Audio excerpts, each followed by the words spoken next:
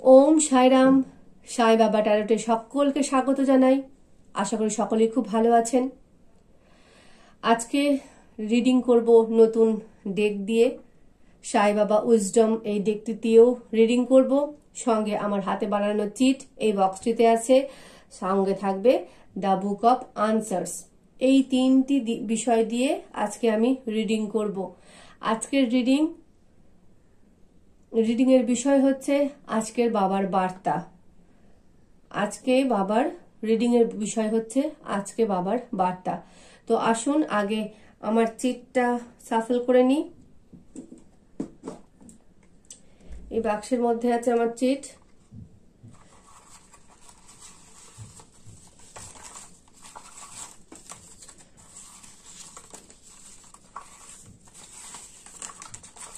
নিজের মনে তিনটা চিট পড়ে গেছে, এই তিনটা চিঠি আমি নিয়ে নিলাম, বাকিগুলো রেখে দিই।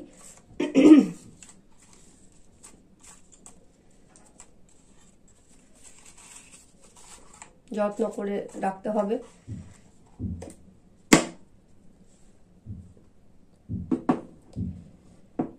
এবার উইজডম ফ্রম সাই বাবা ডেক থেকে একটা কার্ড নেব।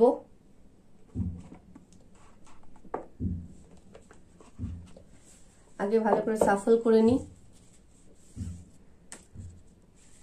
প্রথম কার্ড দিয়ে সাফল রিডিং করব।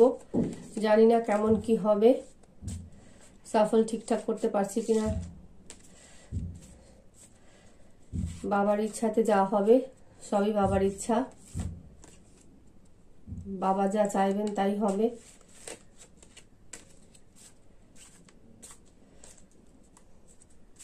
সাফল করে নিয়েছি।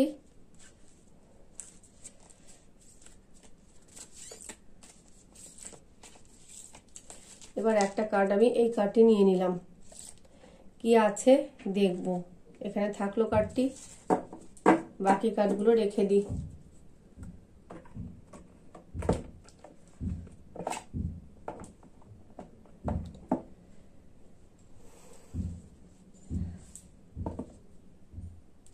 আগে চিটগুলো খুলি, কি আছে দেখি। উন্নতি উন্নতি চাও, দান করো, অন্ন দান করো, বেশি নয় অল্পই দাও। একদম পরিষ্কার ভাবে লেখা আছে সমস্ত কথা। বাকিগুলো দেখে নি, তারপরে বলছি। একাগ্র চিত্তে কাজ করে চলো।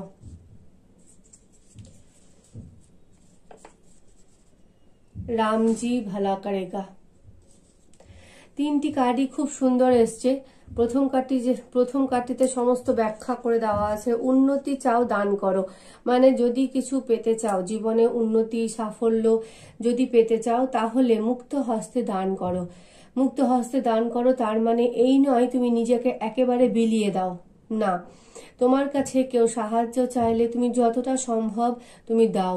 মুখের ওপর না বলো না, মুখের ওপর না বলো না। তবে লক্ষ্য রাখতে হবে কিছু কিছু সময় কিছু কিছু ক্ষেত্রে আমরা মানুষটিকে বুঝতে পারি না, তারা চালাকি করে আমাদের কাছ থেকে নিতেই থাকে। সেই ক্ষেত্রে অবশ্যই সচেতন থাকতে হবে, সজাগ থাকতে হবে। আর সাহায্য অর্থ থেকে যতটা সম্ভব একেবারে বলেছে অন্ন দান করতে। অর্থ দানের পরিবর্তে তুমি অন্ন দান করো। কেউ কোনো হয়তো তোমার দরজায় ভিক্ষে চাইতে এসছে, তুমি তাকে মুখ ঝামটা দিয়ে তাড়িয়ে দিলে, সেটা না করে একটু তুমি অন্ন দান করে দাও, বা তুমি 5টি টাকা দিয়ে দাও, বা তুমি অন্ন দান করো। তোমাকে সরাসরি অন্নই দান করতে বলেছে। মানুষকে খাওয়াও, না পারো 2টো বিস্কুট দিয়ে দাও, একটা ছোট বিস্কুটের প্যাকেট দিয়ে দাও। মানে মানুষকে তোমাকে মানে যে কোনো প্রাণীকেই অন্ন দান করো। মানুষকেই করতে হবে তার কোনো মানে নেই। কুকুর, বিড়াল, গরু, ছাগল, পাখি, অনেক জীব রয়েছে। তুমি জীবকে অন্ন দান করো। জীব সেবায় শিব সেবা, তুমি সেই শিব সেবা করো কিভাবে? অন্ন দান করে। অর্থ বা বস্ত্র নয়। এই কলিযুগের সব সবচেয়ে উন্নতম দান হচ্ছে অন্নদান, সবচেয়ে পবিত্র দান হচ্ছে অন্নদান, সবচেয়ে কার্যকরী দান হচ্ছে অন্নদান। তাই বাবা তোমায় বলেছেন, তোমাদেরকে বলেছেন অন্ন দান করো।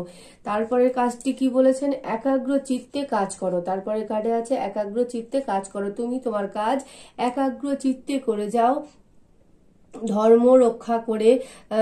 ধর্ম বলতে আমি এখানে বলতে চাইছি, বাবা তোমাকে যে বলেছেন অন্ন দান করো, তুমি কোনো একটা প্রাণীকে বেছে নিয়ে তুমি প্রতিদিন তার সেবা করো, আর সেই সঙ্গে সঙ্গে তুমি একাগ্র চিত্তে তোমার কাজটি করে চলো। তুমি যে কাজটি করছো, পড়াশোনা করলে পড়াশোনা হোক, চাকরি বাকরি চাকরি বাকরি পাওয়ার পরীক্ষা হলে সে চাকরি বাকরি পাওয়ার পরীক্ষা হোক, ব্যবসা বাণিজ্য করলে সে ব্যবসা বাণিজ্য হোক, তুমি যে কাজটি করছো একাগ্র চিত্তে করে যাও। তার সঙ্গে একই সঙ্গে মানে সমান্তরাল ভাবে তুমি অন্ন দানও করে যাও। তারপরে তোমাকে কি বলেছে? তারপরে কাটি রামজি ভালা করেগা। তুমি যদি অন্ন দান করো, নিজের কাজ একাগ্র চিত্তে করো, তাহলে অবশ্যই ঈশ্বর তোমায় আশীর্বাদ করবেন, ঈশ্বর তোমার ভালো করবেন। অন্নদান করো, একাগ্র চিত্তে কাজ করো, আর তাহলেই দেখবে ঈশ্বর তোমাকে সাহায্য করছেন। তোমাকে যে ঘন্টার পর ঘন্টা ঠাকুর ঘরে বসে পুজো করতে হবে তা নয়। তুমি মনে মনে ঈশ্বর স্মরণ করো, স্মরণ করে অন্নদান করো, অন্নদান করে তুমি তোমার কাজ মন দিয়ে করে যাও। পড়াশোনা হলে পড়াশোনায় মন দিয়ে করো, চাকরি বাকরির পরীক্ষার প্রস্তুতি হলে সেদিকেই মন দিয়ে করো, ব্যবসা বাণিজ্য হলে ব্যবসা বাণিজ্যকেই মন দিয়ে করো। তুমি তোমার কাজ একাগ্র চিত্তে করে যাও, তুমি জীব সেবা করে যাও, তো ঈশ্বর তোমার অবশ্যই উন্নতি সাধন করবেন। এবার দেখি কার্ডের ডেক থেকে, সাই বাবা উইজডম ডেক থেকে বাবা কি বলছেন।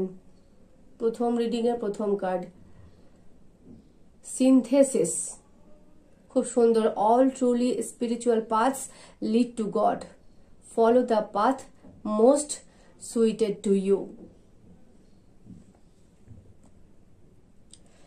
সিনথেসিস মানে হচ্ছে সংশ্লেষণ, মানে মিশ্রণ। কি বলছে? All truly spiritual paths lead to God, সমস্ত প্রকৃত আধ্যাত্মিক পথই ঈশ্বরের পথ। Follow the path most suited to you, তুমি সেই পথটি অনুসরণ করো যেটা তোমার জন্য উপযুক্ত। তোমার মনে হয় এই পথটি আমার জন্য উপযুক্ত, তুমি সেই পথটি অনুসরণ করো। তুমি যদি হিন্দু হও, তুমি হিন্দু পথ অনুসরণ করো। তুমি যদি মুসলিম হও, তুমি মুসলিম পথ অনুসরণ করো। তুমি যদি খ্রিস্টান হও, তুমি খ্রিস্টান পথ অনুসরণ করো। যে কোনো পথই সেই একই পরম পিতার পথ। যে পথ দিয়েই তুমি যাও না কেন, পথটি শেষ হবে সেই পরম পিতা ঈশ্বরের কাছে। তুমি পুজো করো, সেই পুজোর মাধ্যমেও তুমি ঈশ্বর প্রাপ্তি করো। তুমি জীব সেবা করো, জীব সেবার মাধ্যমেও তুমি ঈশ্বর প্রাপ্তি করো। তুমি যে পথটির মাধ্যমে ঈশ্বর প্রাপ্তি করার চেষ্টা করো, যে পথ দিয়ে তুমি যাওয়ার চেষ্টা করো, শেষ পর্যন্ত তুমি ঈশ্বরের কাছে গিয়ে মিলিত হবে। তুমি অন্ন দান করে তুমি জীব সেবা করো, তুমি বস্ত্র দান করে জীব সেবা করো, তুমি ঈশ্বরের সেবা করে ঈশ্বর সেবা করো।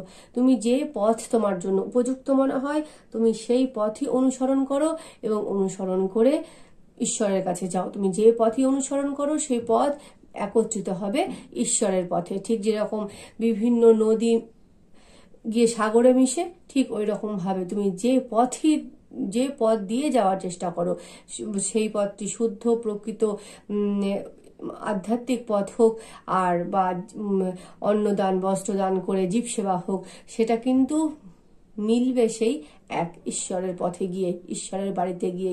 প্রত্যেকটা পথের দরজা মিলিত হবে ঈশ্বরের রাজপ্রাসাদে। এবার দেখুন এই তিনটা কার্ডের সঙ্গে সাই বাবার এই কার্ডটি কত সুন্দরভাবে সম্পর্কিত, কত সুন্দরভাবে সম্পর্কিত। তুমি যে পথটি ইচ্ছা সে পথটি তুমি বেছে নাও, তোমার জন্য যে পথটি ভালো হয় তুমি সেই পথটি বেছে নাও। বেছে নিয়ে তুমি অন্নদান করো। অন্নদানও একটা পথ হতে পারে, সেই অন্নদানও তুমি করতে পারো। পথটি বেছে নাও, একাগ্র চিত্তে কাজ করো, ঈশ্বর তোমার অবশ্যই মঙ্গল করবেন, ঈশ্বর তোমায় অবশ্যই আশীর্বাদ করবেন। এবার দেখি ইয়েস নো কোশ্চেনে বাবা কি বলছেন।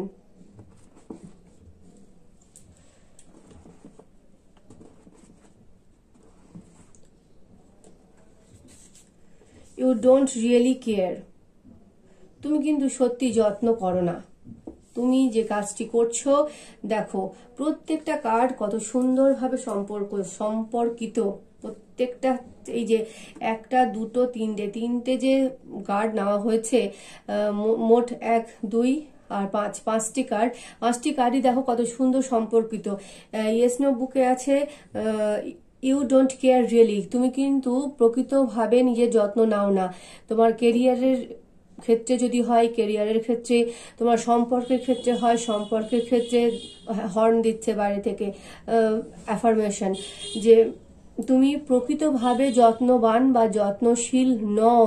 তুমি তোমার সম্পর্ক হোক, তোমার পড়াশুনো হোক, তোমার কেরিয়ার হোক, যেই কোনো কিছুই হোক না কেন, তুমি প্রকৃত যত্নশীল নও। তুমি একসঙ্গে, তুমি হয়তো পড়াশোনা করছো, পড়াশোনা করতে করতে পড়াশোনাকে মন দিয়ে করছো না, তুমি হয়তো অন্য কাজে সময় নষ্ট করছো, বা তুমি ব্যবসা করছো, ব্যবসাটা ঠিক মন দিয়ে করছো না, ব্যবসা করতে করতে তোমার অন্য কিছু করতে ইচ্ছে করছে, বা যেই সময় পড়াশোনা করা তুমি সেই সময় পড়াশোনা না করে টিভি দেখছো বা খেলছো বা ঘুরে বেড়াচ্ছ, বা ব্যবসার যে সঠিক একটা নির্দিষ্ট সময়ে যাওয়া, নির্দিষ্ট সময়ে আসা, ঠিকঠাক ব্যবসাটার লাভ লস সমস্ত কিছু খাতায় তুলে রাখা, তুমি সে সমস্ত কিছু করছো না, বা চাকরি করলেও কর্মক্ষেত্রে তুমি মন দিয়ে কাজ করছো না, ফলে তোমার যে উপরমহল তোমার প্রতি অসন্তুষ্ট হতে পারেন বা হবেন।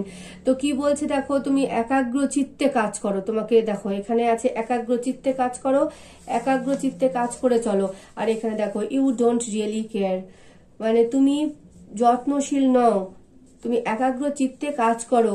একাগ্র চিত্তে তুমি কেন কাজ করে চলবে? কারণ তুমি যত্নশীল নও, তুমি মন দিয়ে কাজ করো না, তুমি তোমার কাজে মনোনিবেশ করো না।